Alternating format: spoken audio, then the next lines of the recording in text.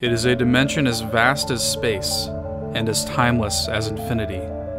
It is the middle ground between light and shadow, between science and superstition, and it lies between the pit of man's fears and the summit of his knowledge. This is the dimension of imagination. It is an area which we call shots. Todd, you'll float too, you'll float too, you'll float too. That's a good opening. All right. That was the only way that I could open this episode of Shots, Todd. I think I would have went, Rock War! Rock War! It was a good scene. Let's, before we get into it, this is, like most of our movie episodes of Shots, it is a spoiler cast, obviously for Stephen King's It. So if you haven't seen the movie, go see it. It's fantastic. Mm-hmm. Definitely. What's your spoiler for your review? Same shoot. It's fucking fantastic, man. It's really, really good. Go watch it and then come back and listen to this for a kind of quick spoiler cast episode of Shots. So from this point on, spoilers, you have been warned. So Todd, It. Pretty fucking good movie, right? Yes, dude. Like you made a post about it and said I would like it, and then I've been interested in it since like I first heard about it. Because again, it's so weird talking about a movie named It. Yeah, because it is weird. It's like it's awkward talking about. I've been interested in It. we watched it when we were in Orlando on vacation in the IMAX theater the night it came out. Nice.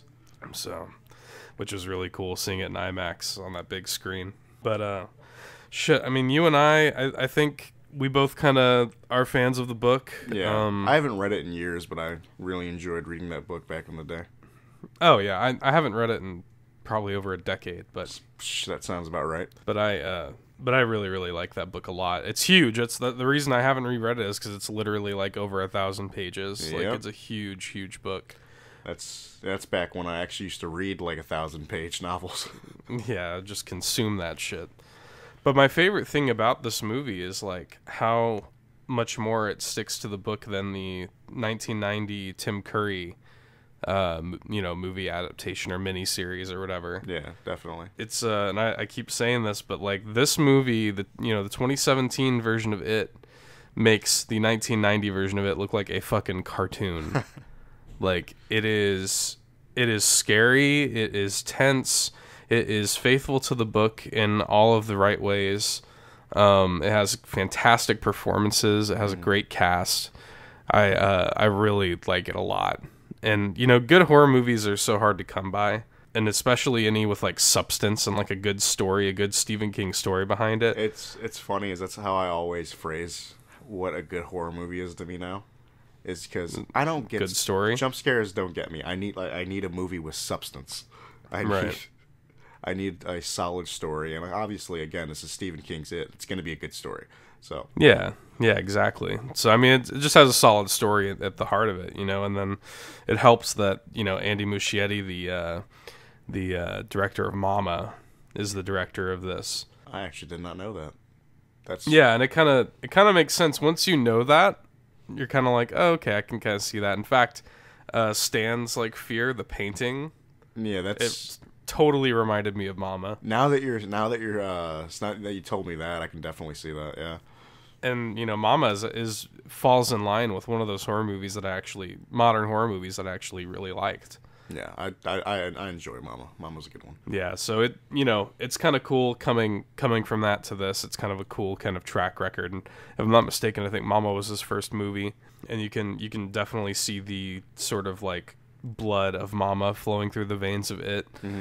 I just want to start by like talking about the cast. Like, you got to start right off the top talking about Bill Skarsgård's interpretation of Pennywise. Ooh.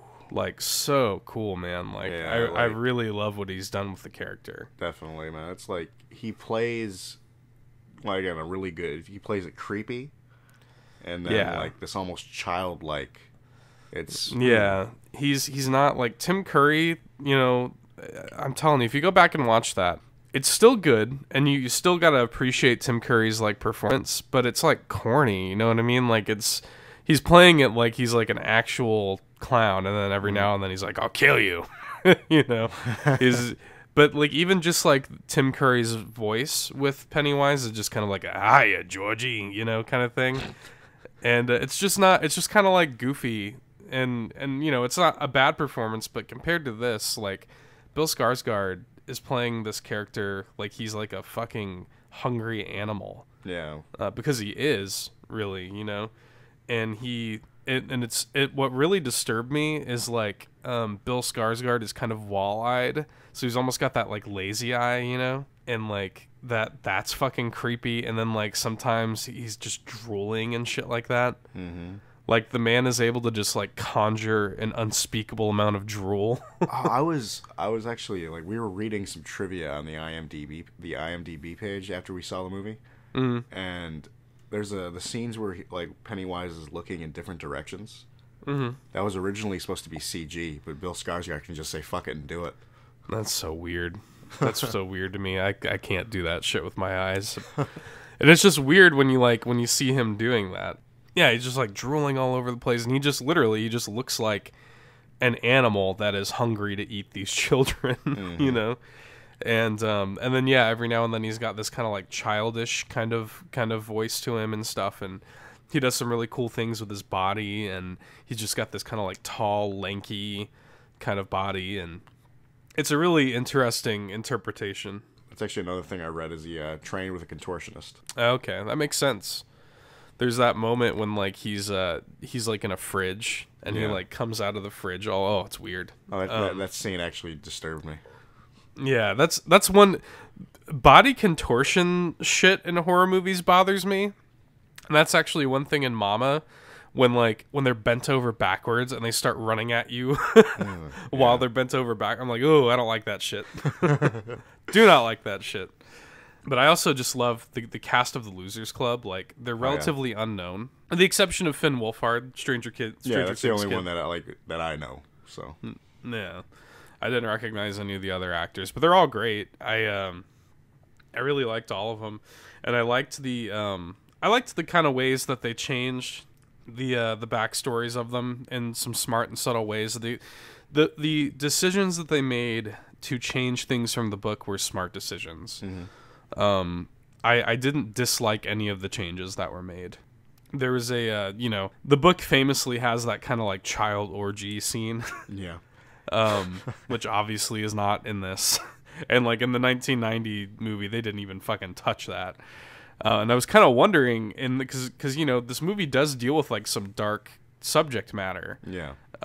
It does kind of deal with like Beverly's dad being like a little rapey, and like it deals with like kind of like this pervy like middle-aged guy at the pharmacy, and and it deals with like murder and stuff like that, and it's gory, and like like within the first with what happens to Georgie, like in this one it's not just a cut to Pennywise, it's like him getting his fucking arm bitten off and bleeding out on the street before Pennywise reaches out of the sewer and grabs him in, and so the movie did not shy away from like dark subject material. So as I was watching it, I was like, are they actually gonna like go for the kids fucking Beverly in the sewer? Are they gonna go for this? Because balls on them if they do, and they didn't. They didn't do it.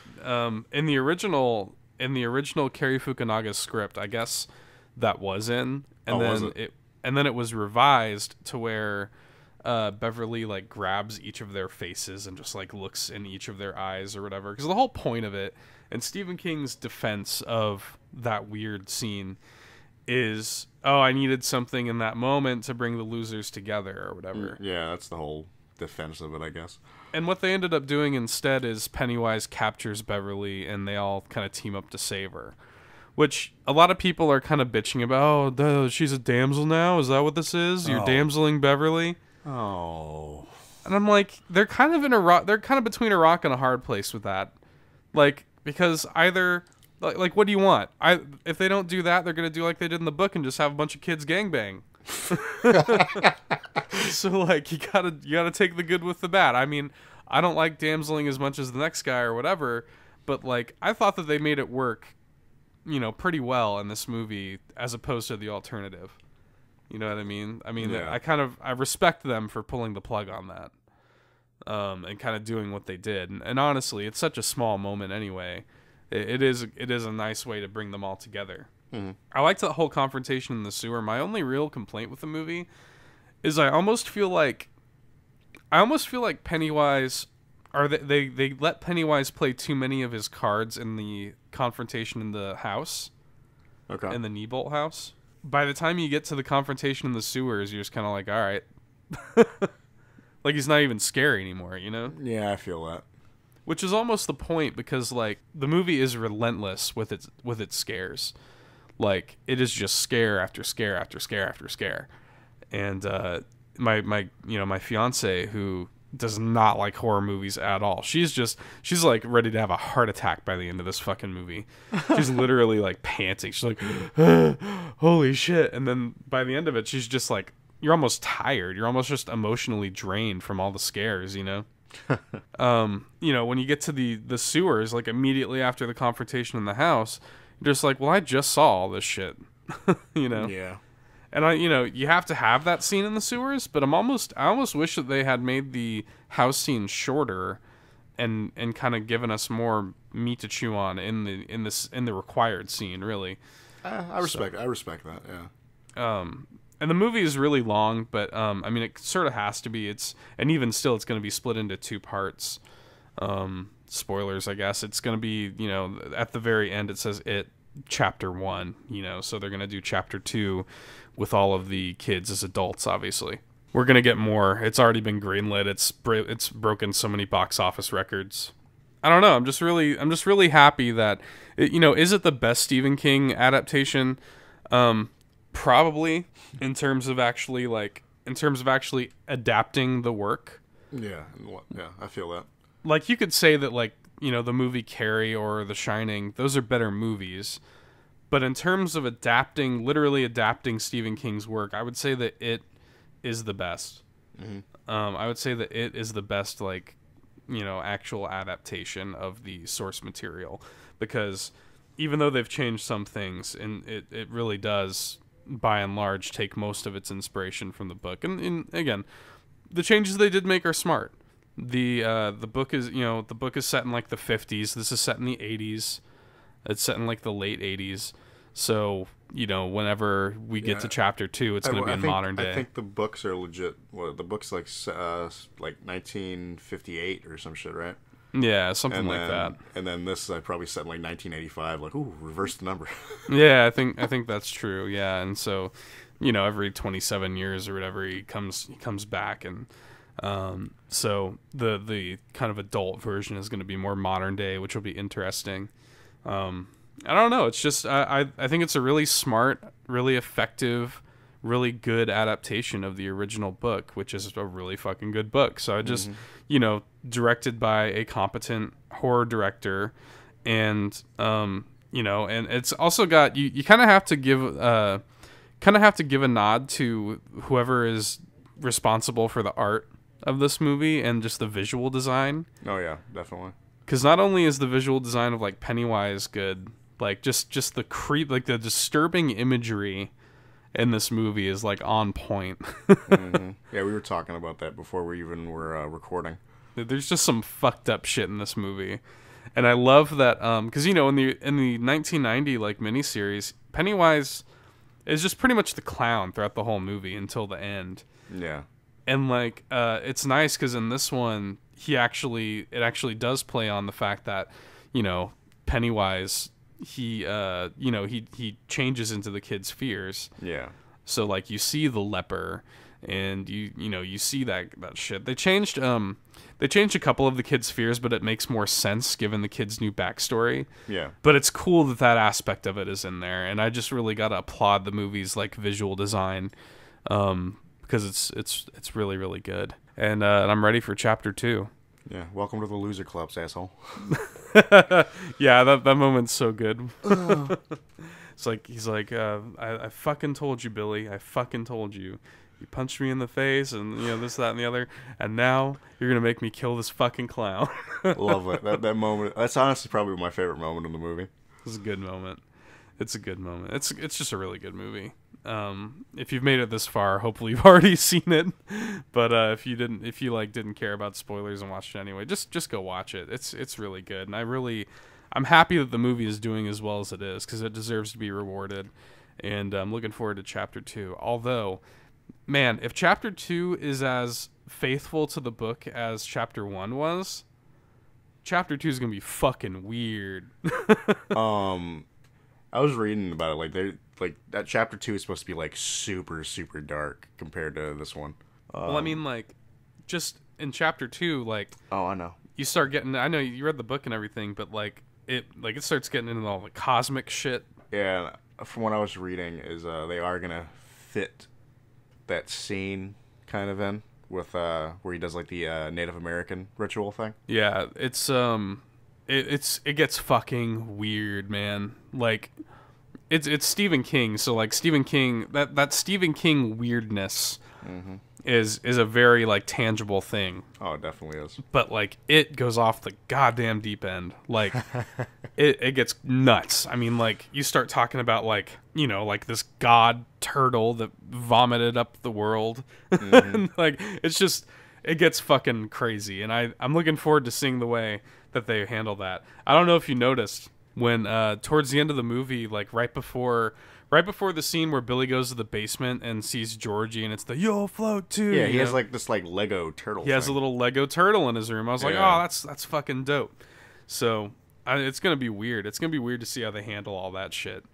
And we already had a little taste of the deadlights and everything like that. So I mean, they're going for it, dude. I just don't know how general audiences are gonna feel about how weird Chapter 2 is bound to be. So they've got their work cut out for them, but I really respect it. And Stephen King is a huge fan of this movie too, which is nice. It's nice to kind of see his stamp of approval because a lot of like artists don't like adaptations of their work. Yeah. So it's kind of nice that he actually likes this one. But anyway, yeah, go see it. It's really really good. You got any closing thoughts before we wrap this up? That's about it. So. That's about it. Oh Lord. Thanks for listening, guys. Bye. See ya.